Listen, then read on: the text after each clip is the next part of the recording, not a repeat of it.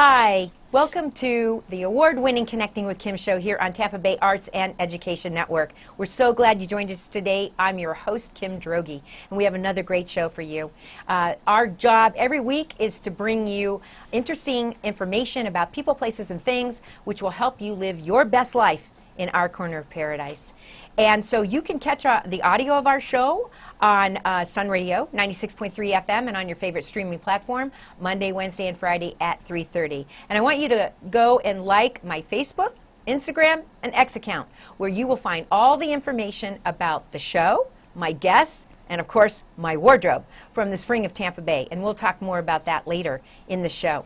So we have another great episode coming up today, and I can't wait to introduce our guests. And I'm going to refer to my notes, which I actually can read without my glasses on today. So we have a first-timer. We love that when we have first-time guests on the show.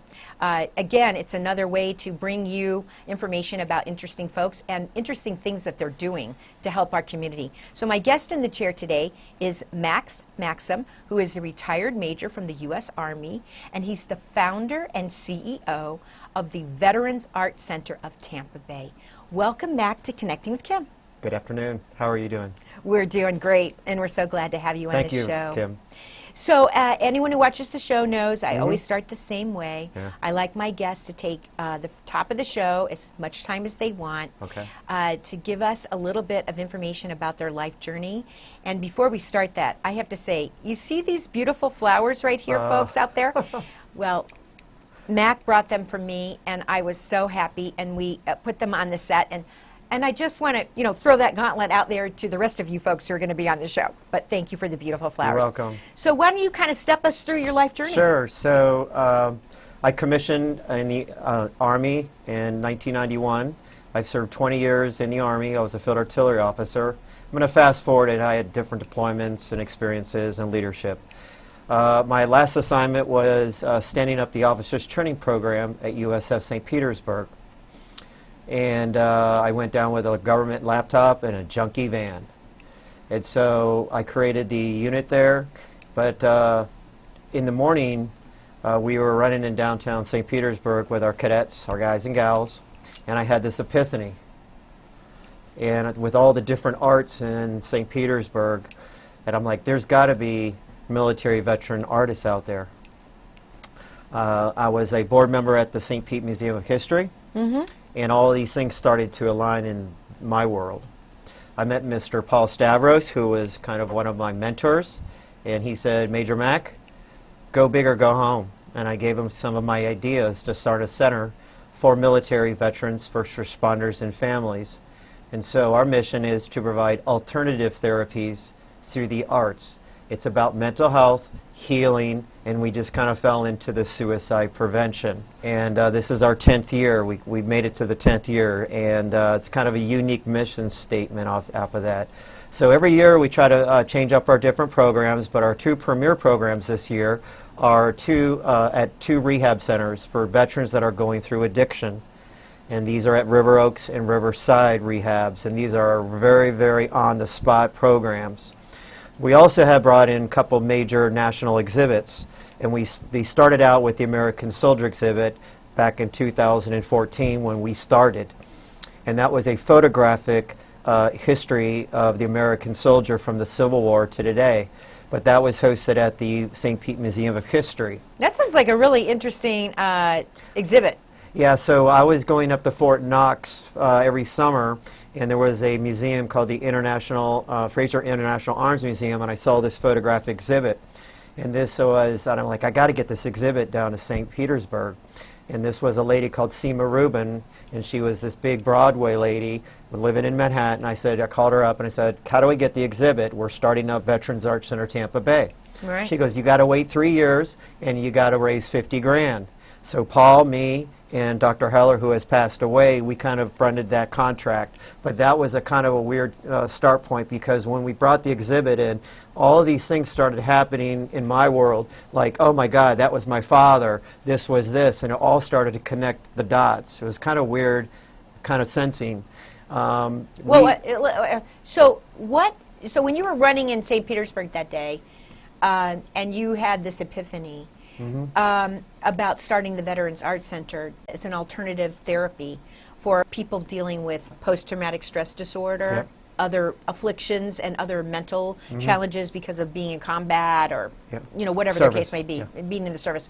So why did you think that this was a good idea? Because of these other exhibits that you'd seen, No, or it just was why? just- it I was want to so- get the why. That's a good question because I can't describe that. It was something with faith or something that was like a strike of lightning, and it just was an idea that I had. And just meeting the right people at the right time. So you weren't an artist yourself. I'm not an artist. Okay. This is something that it just was it was like one of those powers in the universe, epiphany. I had to Yeah. figure out, Yeah. what is that name? And I'm like, Mac, it's an epiphany. Yeah. It's a divine intervention. Divine intervention. Right. Yeah. And so we secured about a big property for about 5 years, West St. Petersburg, and we had a great grand opening, Jen Holloway. We had all of these great things that were happening. It became a destination where we had our prevented suicides, where we had our courses, and we had a place where everybody can come and feel good and create memories and laughter. That's kind of my core thing that I love. That I like to create memories, and I like to create laughter, a lot of laughter. And that's why people call me Major Mac Daddy. Oh, is that why they call you that? Yeah, that's another story, though. Yeah. Well, if we have time, we'll go through it. Yeah. But so now, I had the pleasure of attending your 10-year anniversary. Yes, ma'am. Thank you very much. So, but for the people that did not have that opportunity, let's talk about, when we say art, are we talking about painting, photography? What are we talking about? All different types of alternatives, not HIPAA, not medical. So we've done, yoga classes and different programs through music, different types of meditation and Reiki. So we change, like I said, we change up our different programs every year, but this year is at the rehab centers because we're homeless. We'll talk about that later down the road as well. Well, I think that unfortunately, a lot, well, it's kind of fortunate and unfortunate at the same time. We have these veterans who are suffering, who are homeless, who are experiencing all these different conditions. But the good news is that we are focusing on it. There's, where the media is talking about it because from my own personal point of view, it's deplorable. And I think if you're going to send them off to combat, and you know that they're going to come back, some of them, not all of them, are going to come back with issues, well, then it's your responsibility to take care of that. Because if you're going to send them there in the first place, then you have to take care of them when they come home, right? Right. For instance, when we honored Lance Corporal John Duty, who was the paralyzed traumatic brain injury, he was wounded in Gold Star Afghanistan. family. Gold Star family as well. So we stood up also a scholarship in honor of Corporal Hummelhance, and he had an arts background. He loved to play the guitar. So we decided to stand up a scholarship in his legacy. So we awarded 2 scholarships to Ringling and St. Leo, since I'm on their board for St. Leo as well. But we're trying to create something, and it's something that I've created, or we've created, that I don't need my name to it, but we can have a destination and a model. There is nothing like this in the state of Florida that we've created. Now, we had the center.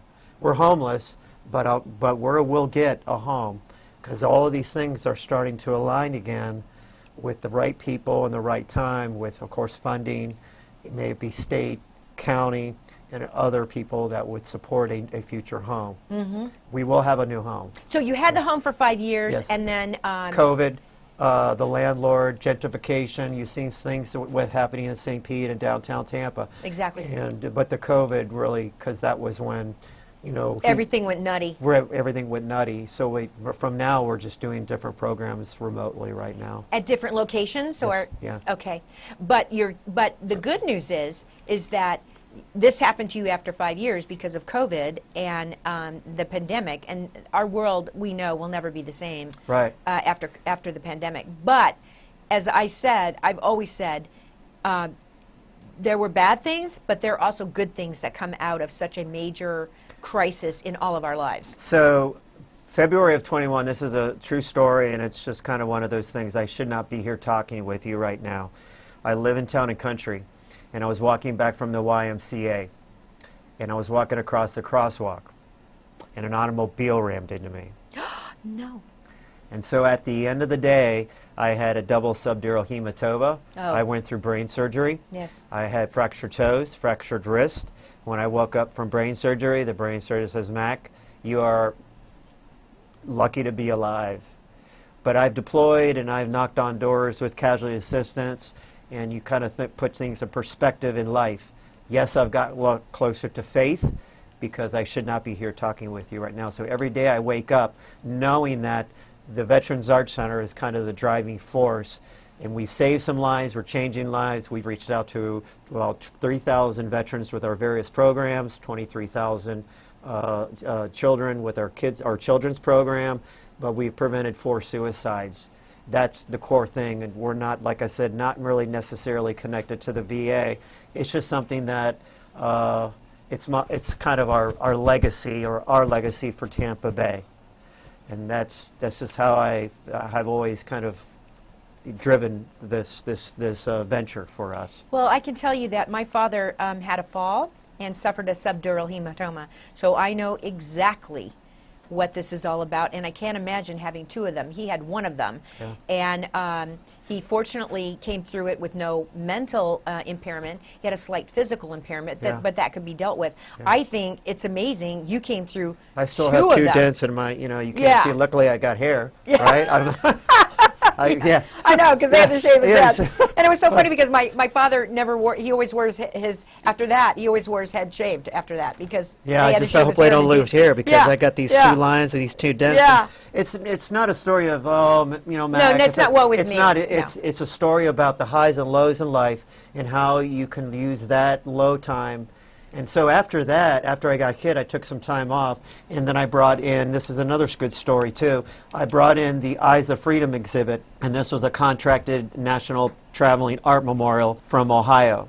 And this was 23 Marines in a Navy corpsman that had this mass casualty in Iraq. So I brought this in. Brandon Harley-Davidson hosted this for about a week. Great event. And all the Gold Star mothers like, Major Mac, let's plan on a local Gold Star event. Yeah, And so I met Mrs. Paula Canas. right. And that was 2 months after the Abbey Gate, the explosion of the 13 service members that were killed. And so from when the exhibit left, it bugged me. And like, because of her rage and her anger and her grieving process. So I reached out to Brian Morris. He's on our board, and he's a retired Air Force Staff Sergeant. I said, Brian, would you do a portrait of Staff Sergeant Noss? He goes, I would be honored to do so. And this was back in 22. Mm-hmm. So we surprised and presented a portrait to Mrs. Paula Canas at the city of Seminole, because she lives in Seminole, for her individual healing. So we did something big in an exhibit, and we did something individual for her healing. We could stretch it out, but she was at our anniversary, as you know. And then we had Alice and Dick from Jacksonville come in, and they unveiled a commissioned artwork called 13. So that was kind of just, I didn't plan all of that. That's how the program evolved into as well. Right. And then we ended up with reading the recent letter of our recent prevented suicide. So I've kind of, this is what just something it's just something that's a weird thing. You're doing God's work. You're doing God's work. That's what a lot of people have said. I'm sure and they I have got close to the faith because Yeah. of that accident. And I'm single and all, but when you knock on a door and you say your son or daughter has been killed in action, and you grieve through that internal, and then you deploy and do all of these other things, and then you just look at your life story and just how things are all connected. And that's what we're doing. So. Well, let me take a break here and Yeah. reintroduce you as the guest. So if you're just joining us today on Connecting with Kim, my guest in the chair, Mack Macksam, who is a retired major from the U.S. Army, and he is the CEO and co-founder of the Veterans Art Center of Tampa Bay. So, Mack, are you originally from Florida? No, I grew up in Cincinnati. I was actually born in Wisconsin, but I don't claim it because I was a baby. So I graduated from University of Cincinnati and had a bachelor's in history, German studies as a minor, just a big heritage in Germany. And but I did 20 years in the Army. I was a field artillery officer, which is like project director, program manager, different assignments, leadership, staff, and command experiences. Multiple deployments all over. But kind of an interesting thing is when my first deployment was in Cuba, and I ran a big migrant camp for about a year at Guantanamo Bay, and that was kind of a good memory because it was humanitarian. Right. And it was you really got to feel the plight of Cubans, because I was like the sheriff, the mayor, I was like the city manager for 5,000 Cubans on an airfield. And I always look back on that. It was my first deployment as a lieutenant. And they were and these were migrants that were trying to come to America. That was the second iteration of that boat exodus. Remember the one in 80s? Yes, yes. And that was the second. So we deployed down there for about a year. And, just different deployments and different experiences. But it was just like I volunteered to go down to USF St. Pete to start up that program.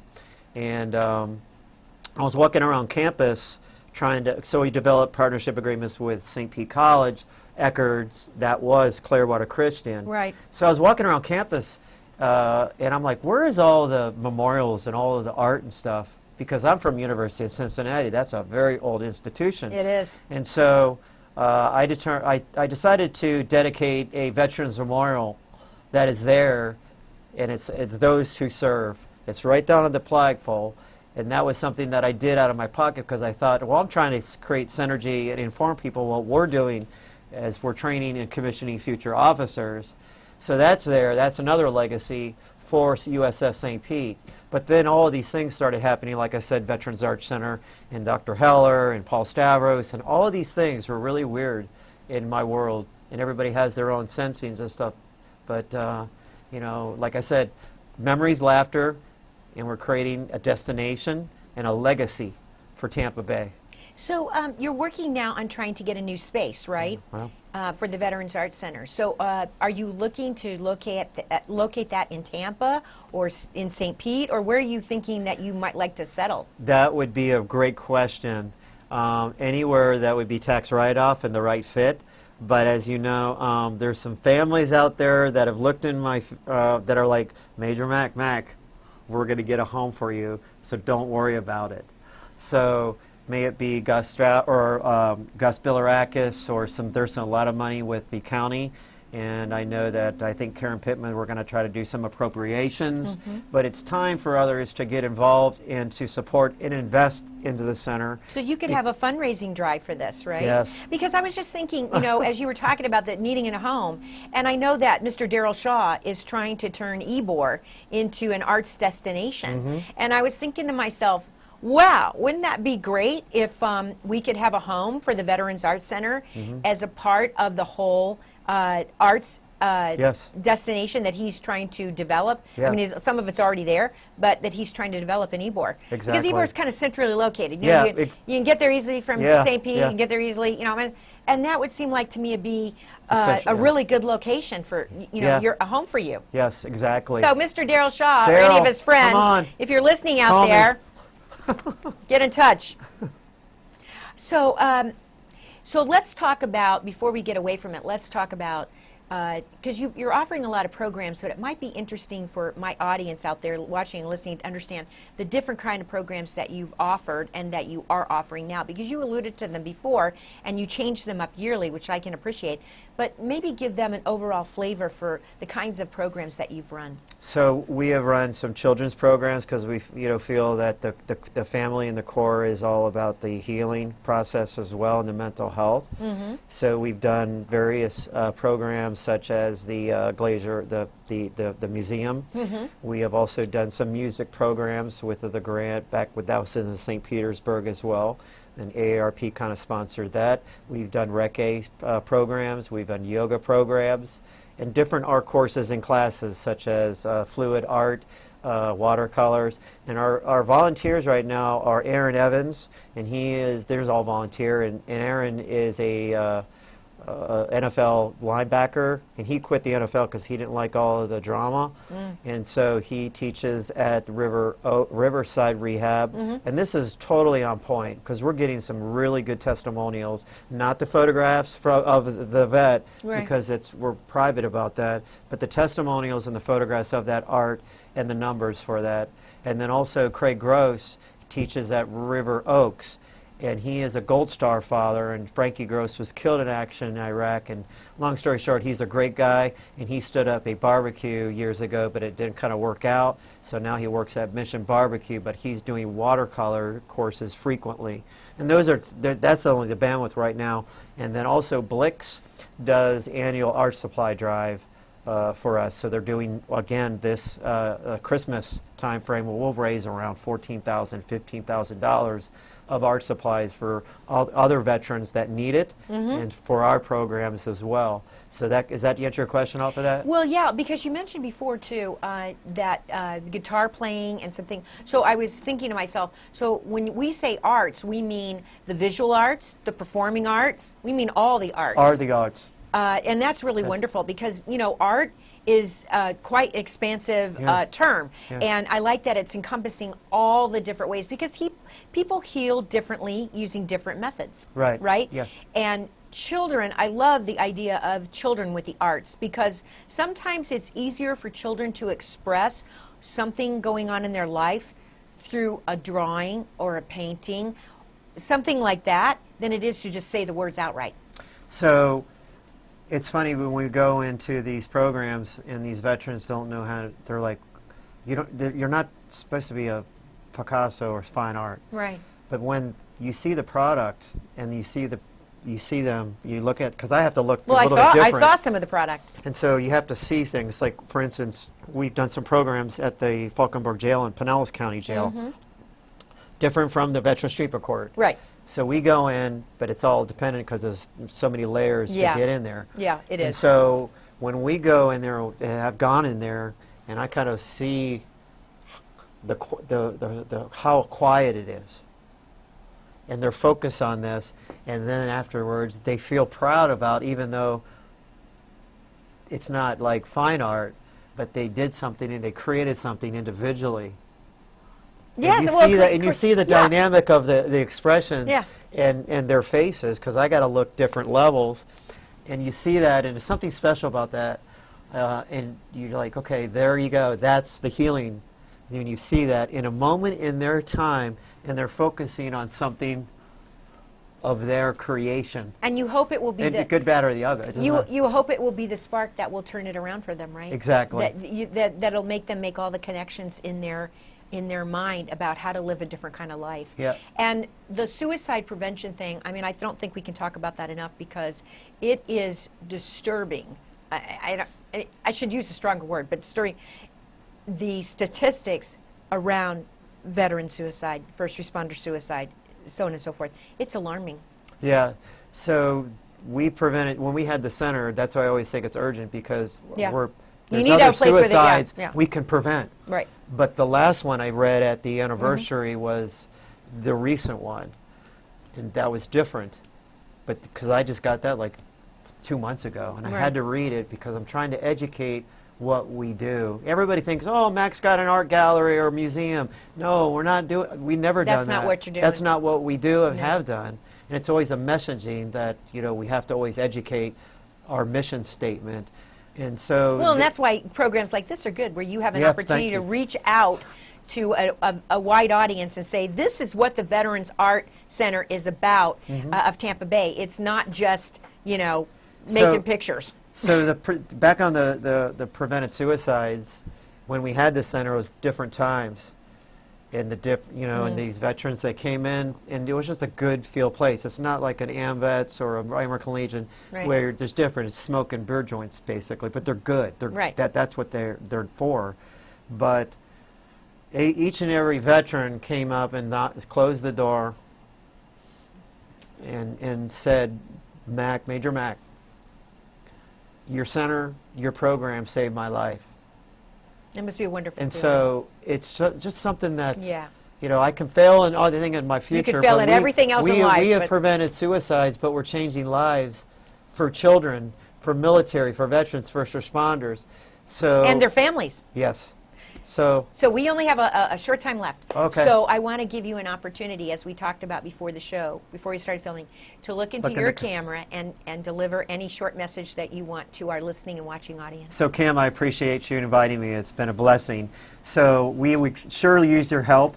We would love board members and volunteers and help to get a future home and a center so we can create a destination and a legacy for Tampa Bay. So www.vactb.org.